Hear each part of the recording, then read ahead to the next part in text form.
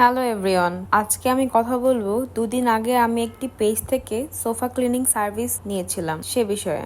বর্তমানে এখন সবার বাসাতেই সোফা আছে, আর সবকিছু যেমন আমাদের নোংরা হয় তেমনি সেগুলোকে আমাদের ক্লিনও করতে হয়। কিন্তু সোফা হচ্ছে এমন একটা জিনিস যেটা কিন্তু ক্লিন করা খুবই টাফ। আপনি ইজিলি বাসায় বসে কিন্তু সোফা ক্লিন করতে পারবেন না, আর সেজন্যই আমি এই পেজ থেকে সোফা ক্লিনিং সার্ভিসটি নিয়েছিলাম। কয়েকটি পেজ ঘাটাঘাটির পরে এই পেজটি আমার চোখের সামনে পড়ে, আর এখানে নক দেওয়ার পরে 1 ঘন্টার মধ্যে তারা আমার বাসায় এসে আমাকে এই সোফা ক্লিনিং সার্ভিসটি দিয়ে যায়। তাদের কিন্তু বেশি সময়ও লাগেনি কাজটি করতে, মাত্র 30 মিনিটসের মধ্যে তারা আমার সোফাটি ক্লিন করে দিয়ে যায়। আর এই সার্ভিসটির জন্য আমার চার্জ পড়েছিল 750 টাকা, কিন্তু অন্য পেজে কিন্তু এর থেকে একটু বেশি প্রাইস দেখেছিলাম আমি, আর তার জন্য আমি এখানে নক দিই। ওরা টাকা কম নিলেও ওদের সার্ভিসটি কিন্তু মানসম্মতই ছিল।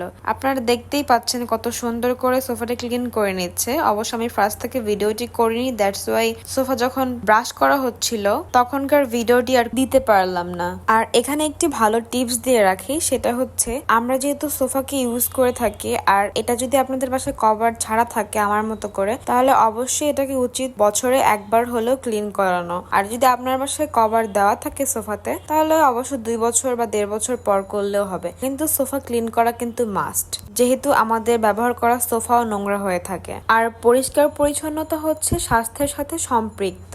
সো আমার এই সোফাটি ক্লিন করার পরে মোটামুটি ফ্যান ছেড়ে 3-4 ঘন্টার মতো শুকাতে হয়েছে, কারণ ওরা সোফাটির সকল ময়লা এবং পানি এই মেশিনটির মাধ্যমে শুষে নিলেও তারপরও কিন্তু এটা কিছুটা ভিজে থেকে যাবে, আর সেটার জন্য আপনাকে মোটামুটি 2 থেকে 3 ঘন্টা এই সোফাটি শুকাতে হবে ফ্যানের নিচে। তো এই ছিল আমার সোফা ক্লিন করার পরে ফুল ময়লা। আমি কিন্তু 1 বছর আগেও সোফা ক্লিন করিয়েছি, তারপর এতখানি ময়লা বের হয়েছে। আর এই ছবিটি হচ্ছে সোফা ক্লিন করার আগের ছিল, আর এখন হচ্ছে এটা সোফা ক্লিন করার পরের লুক। কতটা ফ্রেশ লাগছে দেখতেই পাচ্ছেন। সো আমার ভিডিওটি যদি ভালো লেগে থাকে অবশ্যই আমাকে কমেন্ট করে জানাবেন। আর আমার ভিডিওটি আজকের এই পর্যন্তই। ভালো থাকবেন, আল্লাহ হাফেজ।